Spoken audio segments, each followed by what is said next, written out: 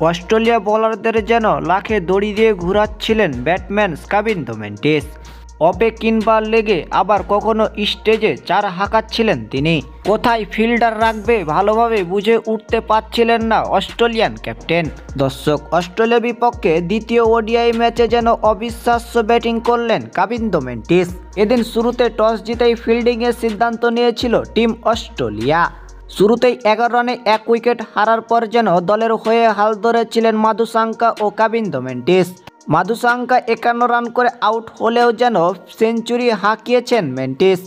প্রথম 46 বলে 50 করলেও যেন নির্ধারিত 107 বলে 109 রান করেছেন তিনি।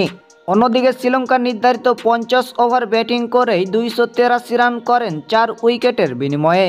বন্ধুরা, ভিডিওটি ভালো লাগলে একটা লাইক দিবেন, যারা আমাদের চ্যানেল নতুন অবশ্যই সবাই চ্যানেলটি সাবস্ক্রাইব করে দিবেন।